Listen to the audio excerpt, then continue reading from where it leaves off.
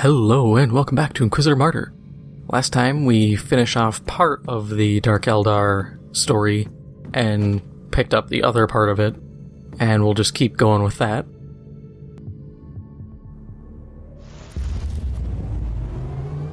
I have arrived at the former command center of the Planetary Defense Forces. Not much left to save here. The Dark Eldar are the masters of subterfuge and ambush. These inexperienced soldiers had no chance against them. The dispatches mentioned a newly arrived commissar in charge of reintegrating the Logical assumption. I'll ask the tech priest to mark his location on your map. We also have reports of Xenox incursions from Gladius Hive, not too far from here. Triangulation subroutines identified familiar warp signatures again. A Drakari webway gate is open in the area.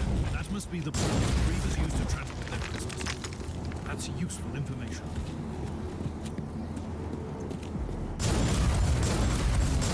So, like I had said in yesterday's video, Warhammer Skulls hat.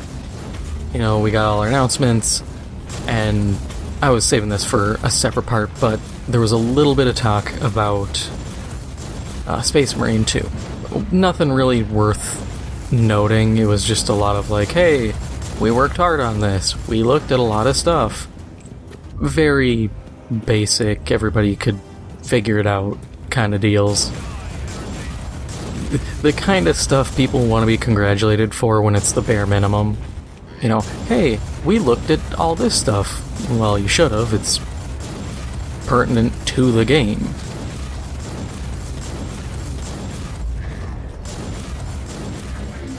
I know it's kind of a snide remark, but it's something that is sadly having to be brought up, you know. You don't get a pat on the back for doing the bare minimum.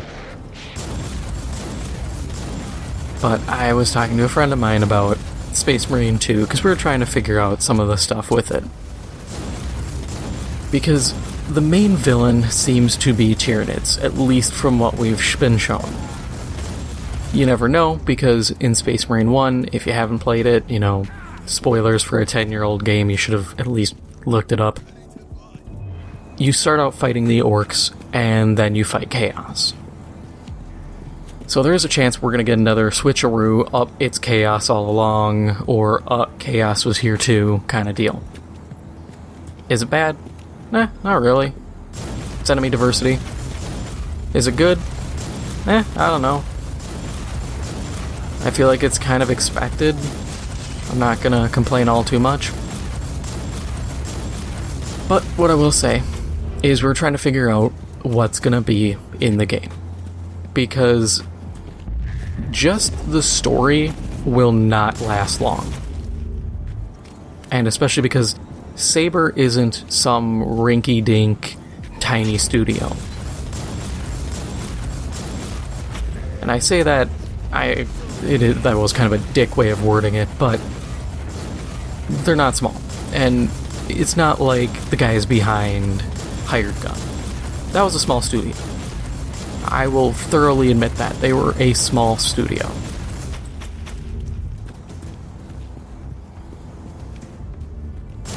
Because of that, you had the issue of, you know, there wasn't a lot to the game.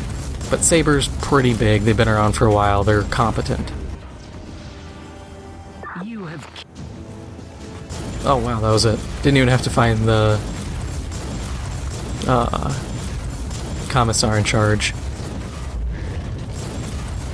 Well, I'm still wiping out the rest of this place. That's what I'm here for. And to get loot. But we were trying to figure out what will be in the game, because, yeah, it can't just be story. So, we were trying to figure out, is it going to be multiplayer? We would hope that there's at least a PvP. Space Marine 1 had it. Was it good? It was pretty good. It wasn't fantastic, you know. It had its issues, but in general, it was fun. The Dreadnought mode being DLC sucked, because that was a really cool idea. And if there isn't chaos, there is the concern in the main story. There's the concern of it just being like reskinned guys, or some stupid like Halo kind of explanation of like, oh, it's training. You're just killing your fellow Astartes for training purposes. You used a power hammer to bash in your battle brother's skull for training purposes. Right. So I would hope they'd have something. The other thing we were thinking about is perhaps a horde survival mode, or something along the lines of somewhat random gen runs. Essentially a roguelite mode. A roguelike. There's a difference between roguelite and roguelike. And like is the, I believe, the proper term. Some people get really butt frustrated over that. Sitting there, but it's not actually like the game Rogue, so it's not roguelite. Like, I don't care. It is common vernacular. People understand what I'm getting at. But I try my best to make sure I don't tilt people off the face of the planet. But so, there's that as a possibility. You know, it keeps using the Tyranids, because otherwise you run into the issue of how do you balance player-controlled Tyranids against player-controlled Space Marines? You know, you're just gonna have a ton of warriors throwing down against Space Marines, and that doesn't fully mesh up. You'd have to have, like, Gene Stealers as a class. They don't have jump troops. I mean, lictors to a degree. I probably could have scooped up all these guys. Oh well. Oh yeah, looks like they're actually moving out to go fight. That would have been cool to have earlier.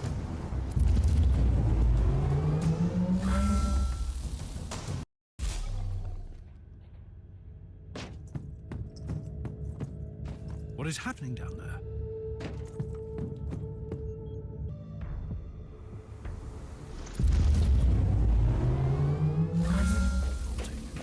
The Dark Eldar went on a rampage.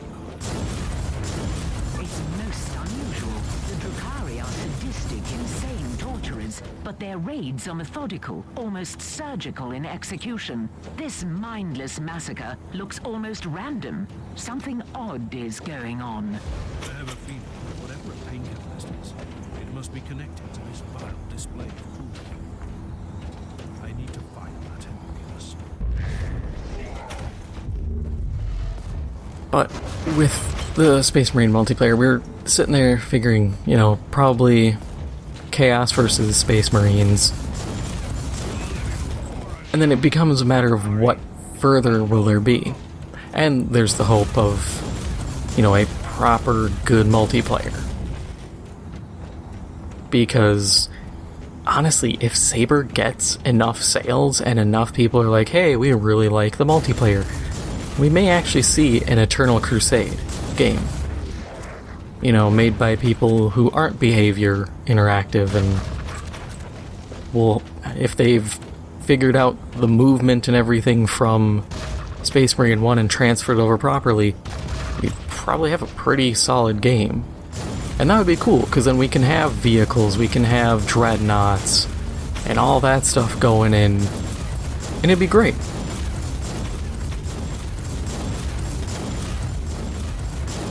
And I've mentioned it before, but the easiest way for Space Marine 2, and if they wanted to make a more multiplayer-only game, the easiest way to monetize it is just to sell chapters.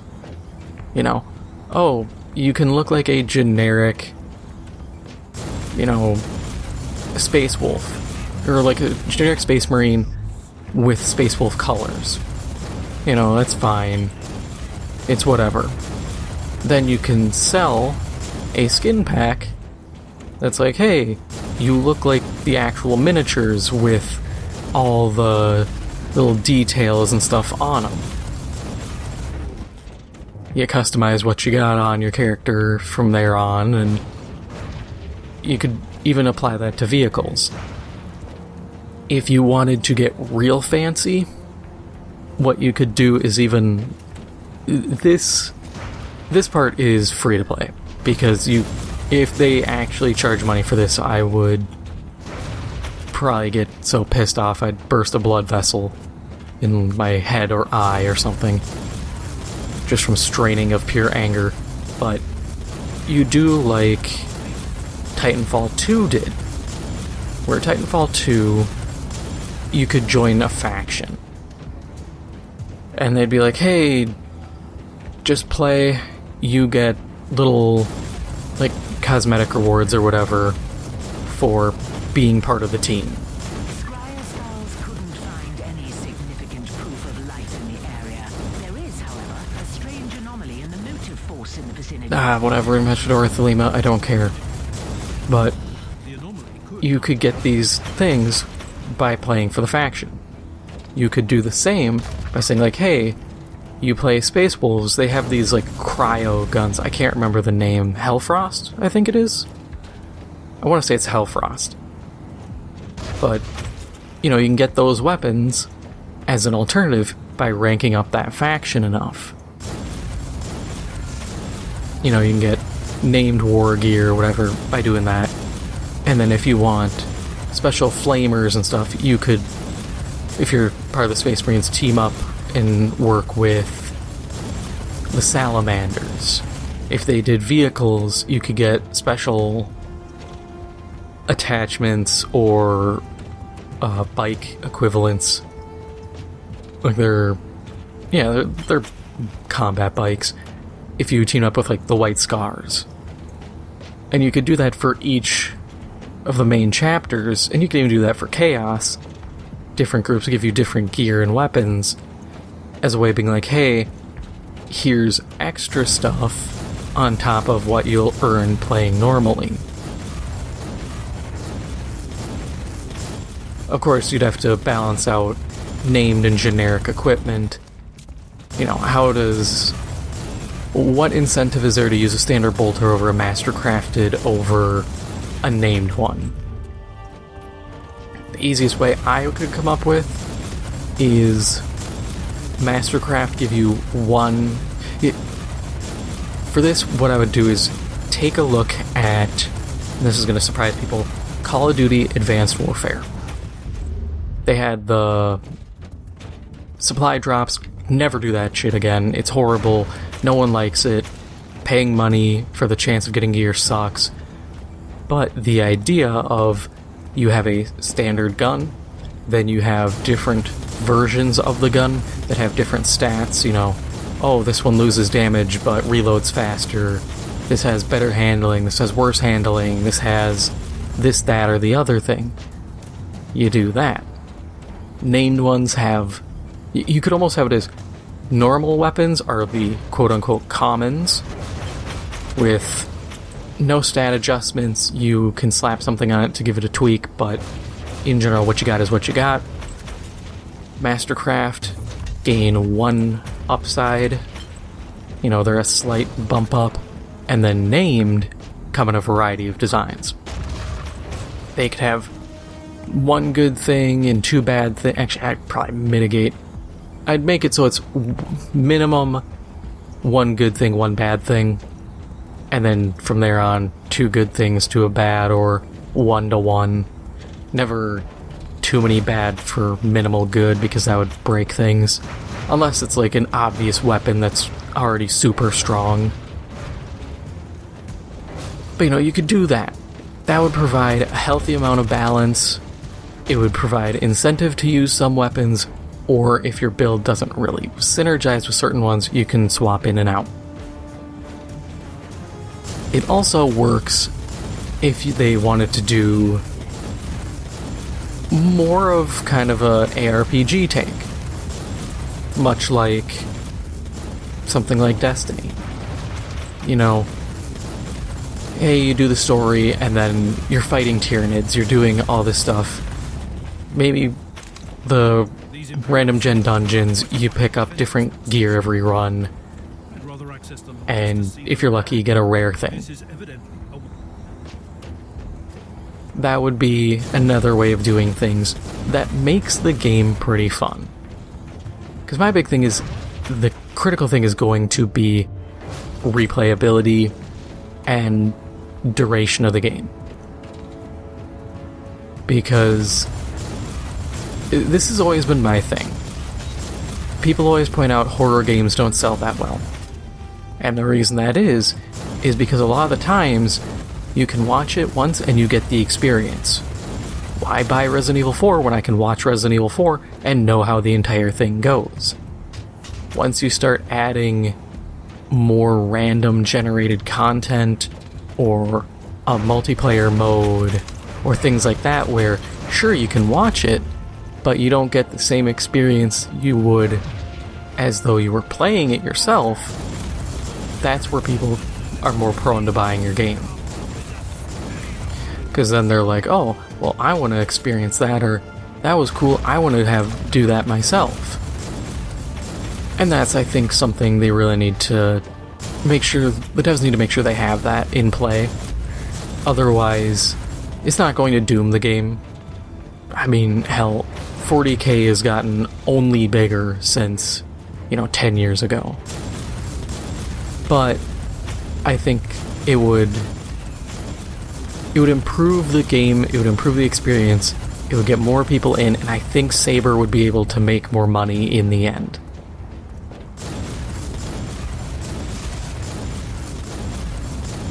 And I mean, this is just kind of my hopes for the game, because I'm excited.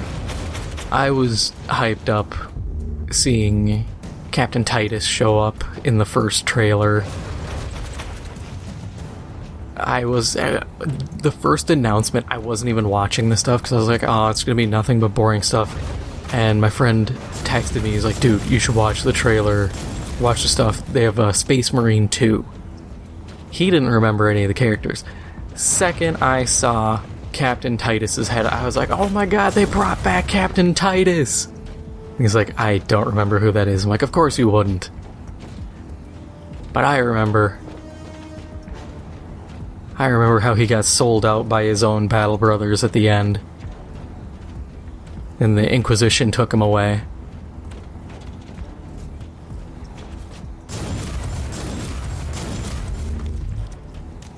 I blame them being Ultramarines for that.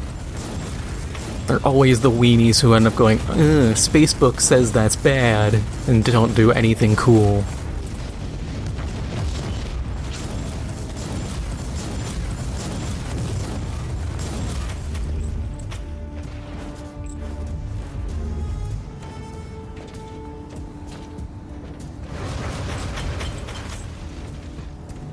I'm going to be running out of inventory space soon, I can tell. Ah, there we go. Ran out of space. Let's just start chucking garbage. I don't need greens.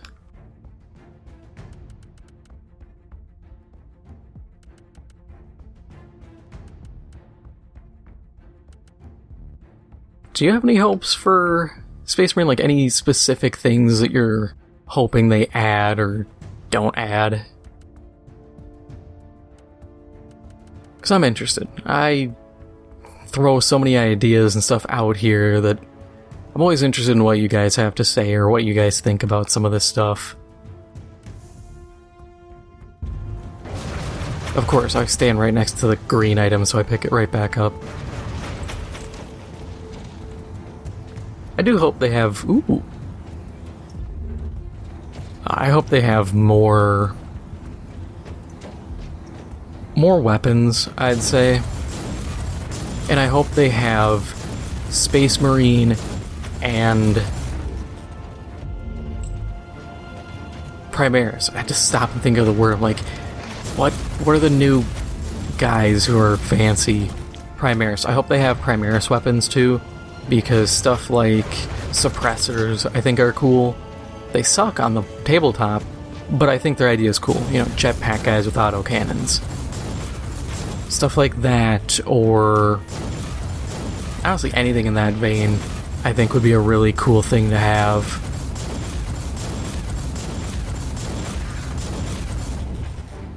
because all it does is add to the game itself. And honestly, who's gonna complain about too many weapons?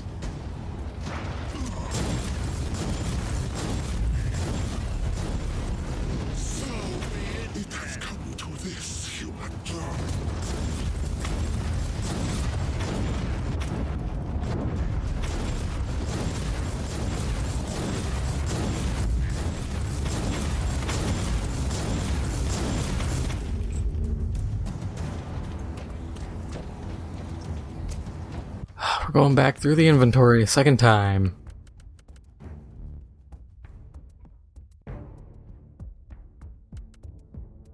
That is not a lot of room to work with.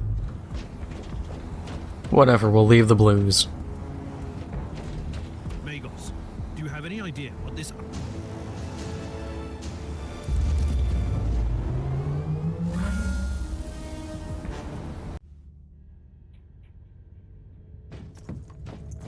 The planetary evokes...